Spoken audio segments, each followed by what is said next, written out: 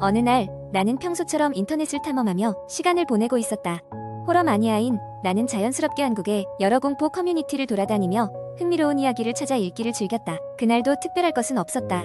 인터넷 커뮤니티를 돌아다니던 중 기괴한 기숙사라는 제목의 오래된 게시글이 눈에 띄었다. 이야기는 역사가 긴 기숙사에 대한 것으로 시작됐다. 이 기숙사는 한적한 시골 마을에 위치해 있었고 몇십 년 전에는 학생들로 북적였으나 시간이 흐르면서 점차 학생이 줄어들어 거의 텅 비다시피 한 곳이었다고 한다.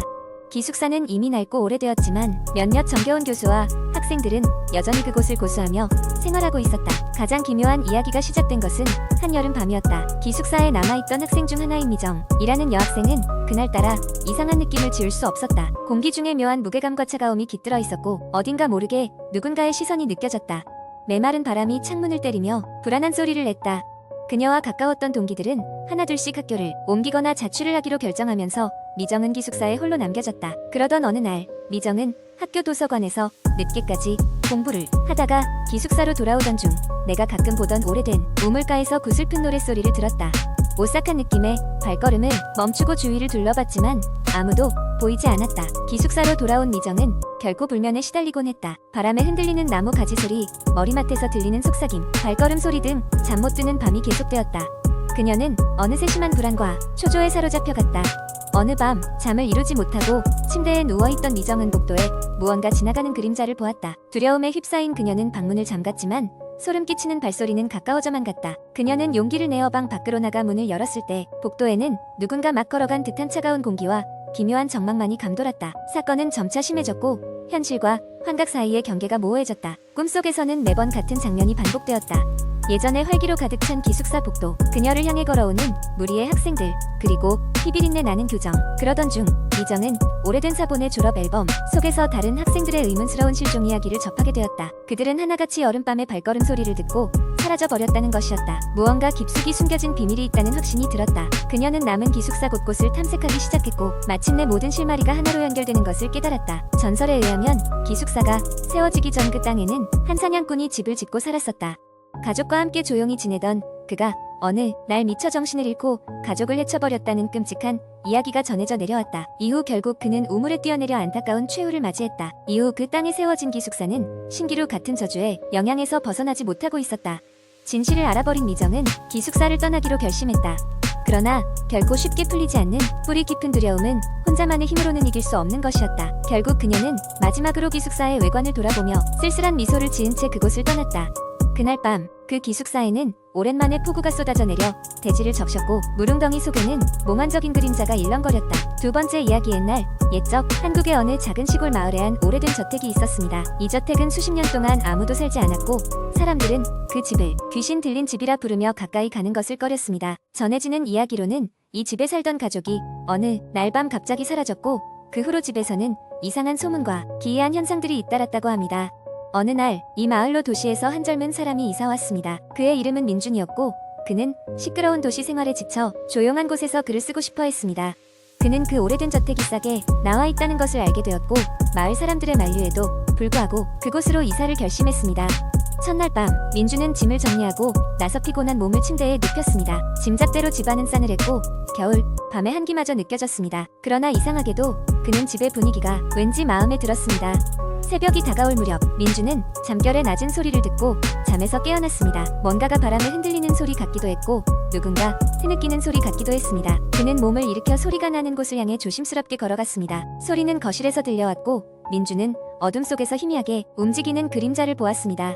그 순간 거실의 전구가 깜빡이며 켜졌고 그는 아무도 없다는 것을 알게 되었습니다. 모든 것이 그저 그의 피로에서 비롯된 환상일 거라 생각하며 다시 침대로 돌아갔습니다. 다음 날 민준은 마을 사람들이 경고한 이상한 일들이 무엇인지 조금씩 알게 되었습니다. 아침 식사를 준비하던 그는 부엌에 난잡한 상태를 보고 깜짝 놀랐습니다. 그가 어젯밤에 다 치워놓았던 물건들이 전부 제자리를 벗어나 있었기 때문입니다. 하지만 그는 집이 오래되어 그런 것이라며 대수롭지 않게 넘겼습니다.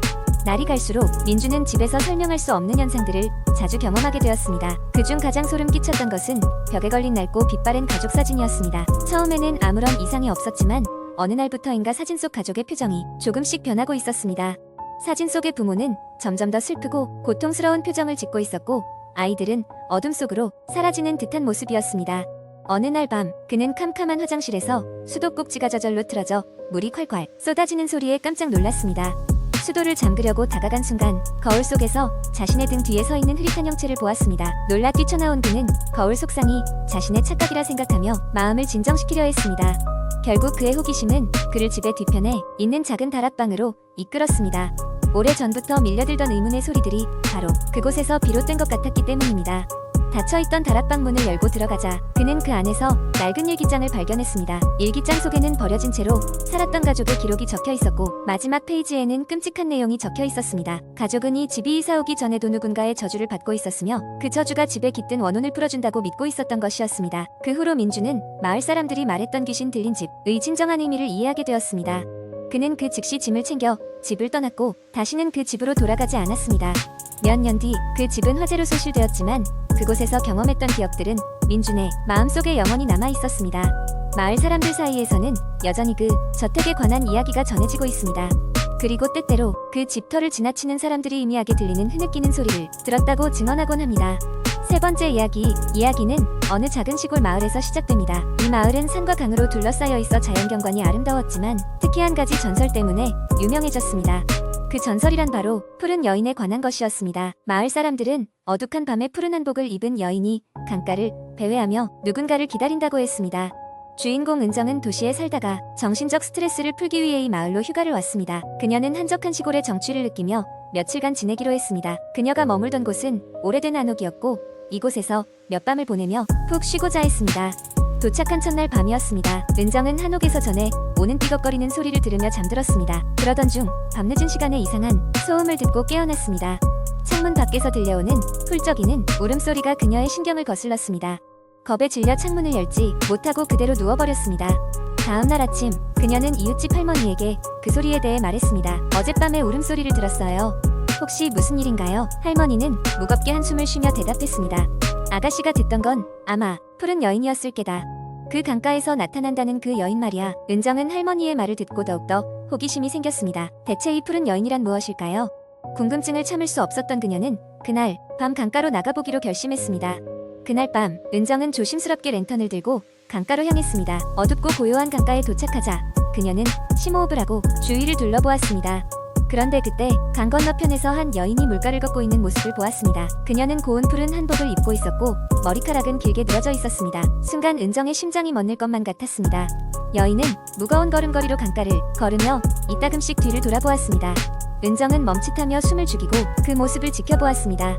갑작스럽게 그녀는 은정이 있는 쪽을 바라보며 멈추더니 희뿌연 웃음을 짓기 시작했습니다. 숨이 막힐 듯한 공포가 온몸을 휘감았고 은정은 재빨리 뒤돌아 집으로 뛰었습니다. 한옥에 돌아온 후 심장이 미친 듯 뛰고 있었지만 은정은 이 경험을 어떻게든 이해하고자 했습니다. 그녀는 그날 밤의 일을 적어두었습니다. 그러나 다음날 아침 그녀는 이상하게도 그 경험이 꿈과 현실이 뒤섞인 것처럼 느껴졌습니다. 또 다른 밤 은정은 그 여인에 대한 진실을 알아내려는 욕구에 사로잡혀 다시 강가로 나가려고 했습니다. 하지만 그녀가 강가 근처에 도착했을 때 이번에는 강가에 한 여인이 아닌 여러 명의 인물들이 서 있는 것을 보게 되었습니다. 그들은 모두 푸른 옷을 입고 있었고 은정이 다가가자 하나 둘씩 그녀를 향해 얼굴을 돌렸습니다. 공포에 질린 은정은 자리를 뜨려고 했지만 그때 그녀의 등 뒤에서 차가운 손이 그녀의 어깨를 잡는 것을 느꼈습니다. 차마 돌아볼 엄두조차 나지 않았습니다.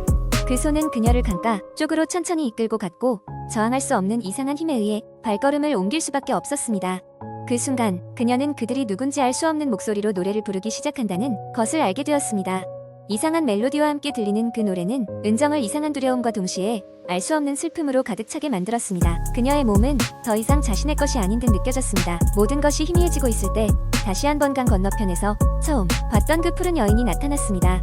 그녀는 고개를 끄덕이며 아주 조용히 은정의 이름을 부르는 듯 입술을 움직였습니다. 그 순간 은정은 정신이 흩어지는 것을 막기 위해 혼신의 힘을 다해 뒤돌아 뛰기 시작했습니다. 누군가가 그녀를 뒤에서 계속 부르고 손짓했지만 그녀는 멈추지 않고 한옥으로 돌아왔습니다. 다음날 아침 마을 사람들은 은정이 사라진 것을 알게 되었습니다. 모든 것이 혼란스러운 가운데 은정이 머물렀던 방에는 그녀의 흔적 대신 아주 오래된 푸른 한복 한 벌만이 남겨져 있었다고 합니다. 이후로도 마을 사람들은 은정을 본 적이 없습니다. 하지만 가끔씩 밤늦은 시간 강가에서 푸른 여인과 함께 새로운 인물이 보인다는 소문이 돌곤 했습니다.